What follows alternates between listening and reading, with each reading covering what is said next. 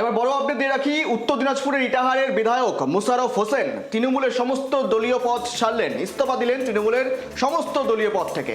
মায়ের শারীরিক অসুস্থতার কারণ দেখিয়ে তার এই সিদ্ধান্ত এমনটাই মনে করা হচ্ছে। পাশাপাশি মুখ্যমন্ত্রী শুভেন্দু অধিকারীর ভূয়সী প্রশংসা করেছেন মোশাররফ হোসেন। তিনি কি বলছেন আগামীতে উন্নয়নকে করতে মুখ্যমন্ত্রীর সঙ্গে তিনি তার সহযোগিতায় কাজ করতে চাইছেন। অন্যদিক থেকে আবার তৃণমূলের যে ভেঙে ভেঙে খান খান তৃণমূল হয়ে গিয়েছে, কালীঘাটের তৃণমূল, অন্যদিক থেকে আবার বিরোধী গোষ্ঠীর তৃণমূল, সব মিলিয়ে তাদের সঙ্গেও যোগাযোগ রেখেছেন, অর্থাৎ বিরোধী গোষ্ঠীর তৃণমূলের মধ্যে তাদের সঙ্গে যোগাযোগ রেখেছেন মোশাররফ হোসেন, এমনটাও তিনি স্বীকার করলেন।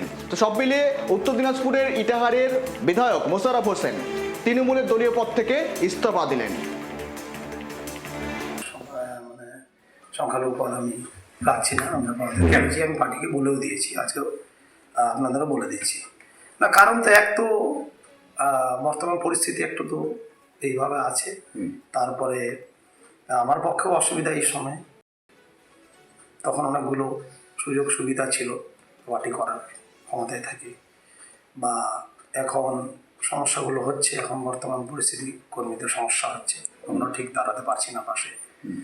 দুই, যে সেহেতু পদ নিয়ে থেকে ভালো না দাঁড়াতে পারলে বর্তমান পরিস্থিতিতে পদের থাকা না থাকা একই ব্যাপার, সেই জন্য আমি এটা রিজাইন করেছি বা আপাতত স্থগিত, মানে নিজে এমনি আছি, কোনো দিকে আমি আপাতত নেই।